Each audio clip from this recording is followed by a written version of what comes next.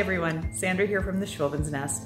Today I'm going to show you how to make this Wreath farmhouse faux window behind me, complete with shutters and the wreath.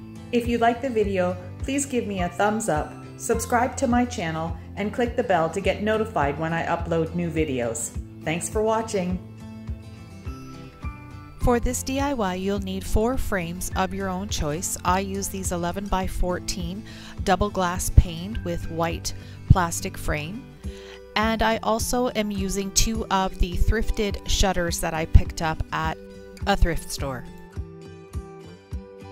This style of frame has an actual piece of glass that is the backing instead of the piece of cardboard, and you would take your picture or your drawing and sandwich it between the 2 pieces of glass so it would be like a floating image. For this craft, we're only going to need 1 of the panes of glass, so make sure you put the other one aside. I'm sure I'll be able to think of something to use the extra panes of glass.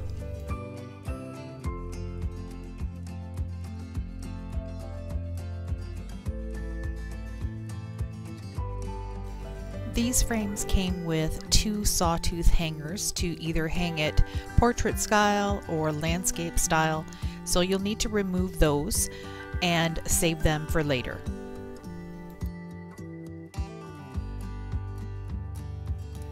The second step is to remove the prongs that are holding the white frame in place that's actually sandwiching the glass together.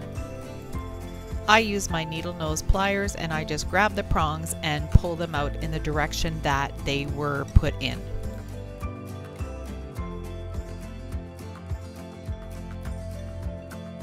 Next, you'll want to take out both pieces of the glass and the little white frame that holds the glass in place.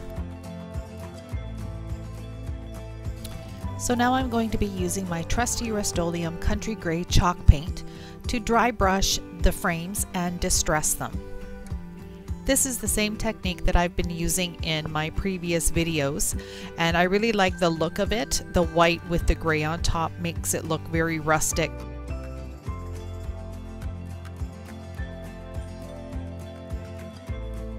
To achieve this effect, you'll need a dry paintbrush. Load up your paintbrush with a little bit of paint and then dab it off on a dry surface. Then you're going to need to just take the brush and lightly go across the frame in the direction of the wood grain until you get the desired effect.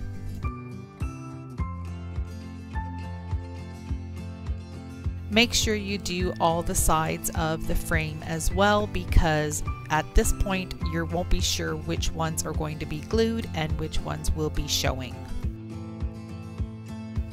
Once I've completed this frame, I'll be doing the same processes for the next 3 frames. Here's a closer view of the effect that I'm doing on these frames. I'm going very lightly with the gray because I want the white to show through.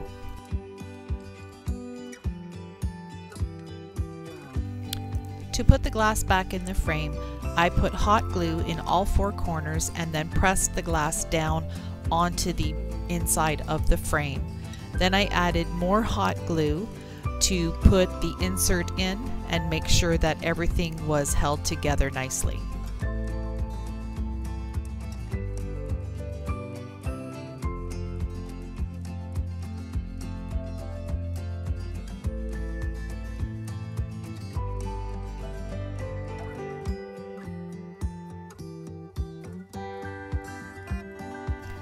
Once you're done painting and getting the glass all glued into the frames, it's time to start attaching the frames together to make the window.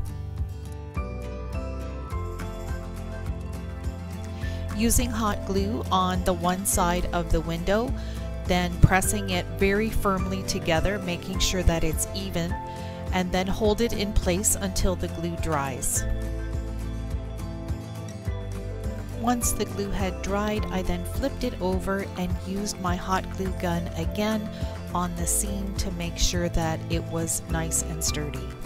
Then I let it dry completely before moving on to the next step.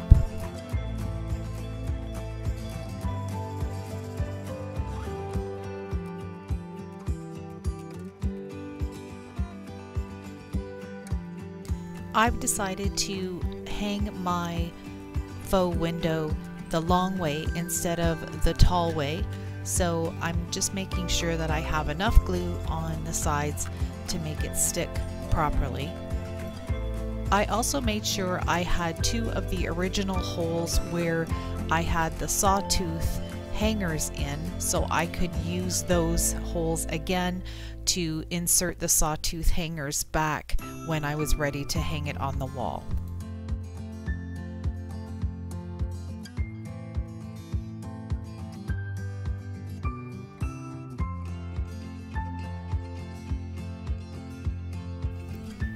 With this last frame, you've got to work a little bit quicker because the hot glue tends to dry, and this time you're working with two sides of glue instead of just one.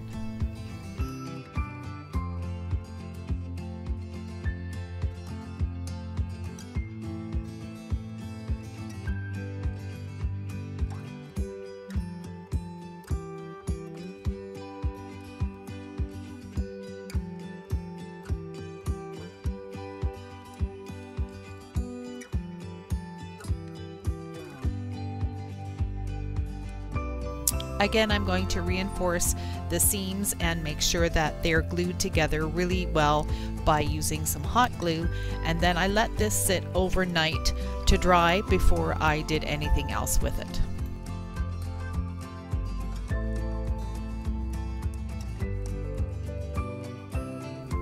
So next I'm working on the shutters.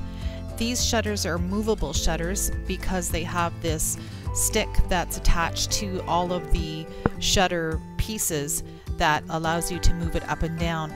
For this particular project, I don't want the shutters to move, so what I'm doing here is taking my needle nose pliers and pulling out the little staples that are connecting this wooden rod to the shutters.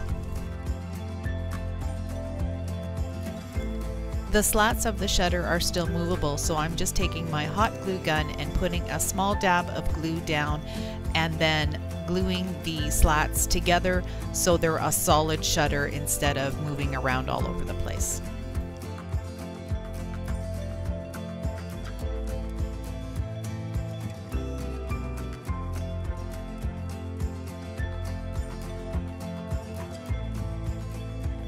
So the first thing I did was use the Rust-Oleum Country Gray, and I dry brushed it onto this first shutter. But then I didn't like the way it looked just dry brushing. I didn't like the brown coming through, so I decided to give it a solid coat of the Country Gray Rust-Oleum chalk paint.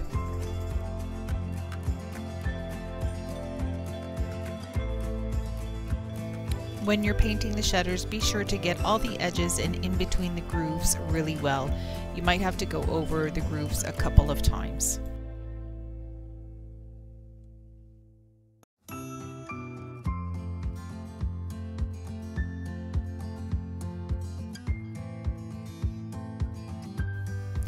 I'm going to use the linen white chalk paint to do a reverse distressed effect.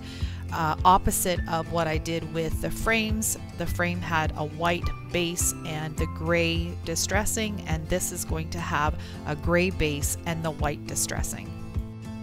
This is a close-up still look of what the dry brushing with the linen white looks like. Unfortunately, I'm not sure what happened to that part of the video, but I was not able to use it in this video.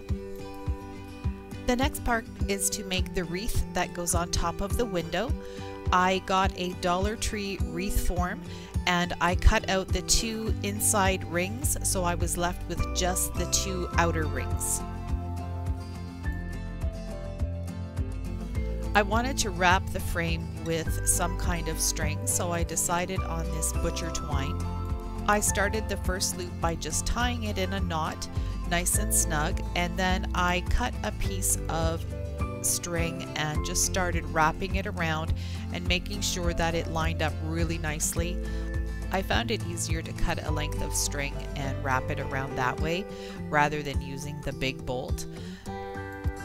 So what I did when I came to the end was just hot glued it on the underside and made sure that it was nice and firm and dry before I moved on to the next piece.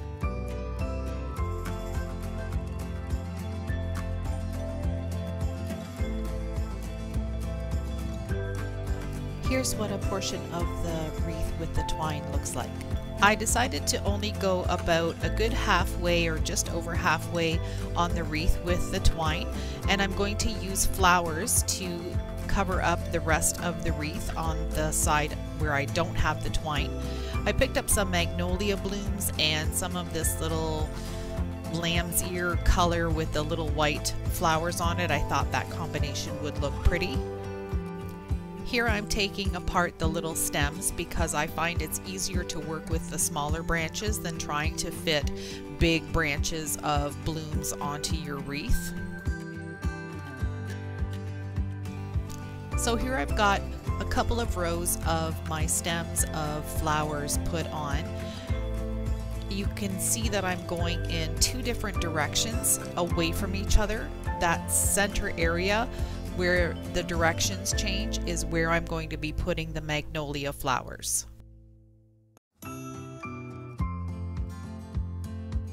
I'm going to keep adding more of these stems until I get the fullness that I want.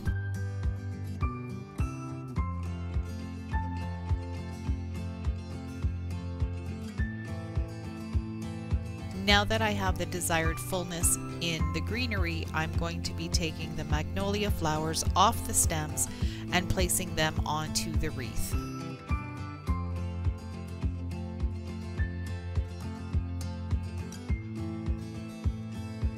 I'm going to be placing the magnolia flowers in the section where my greens split direction.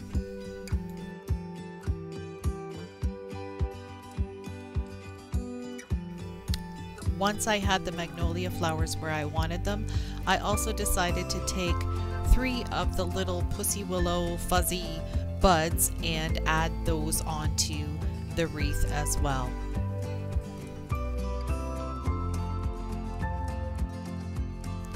Now that the frames had time to cure and the glue is all secure, I put the sawtooth hangers back on 2 of the frames so I can hang them on the wall.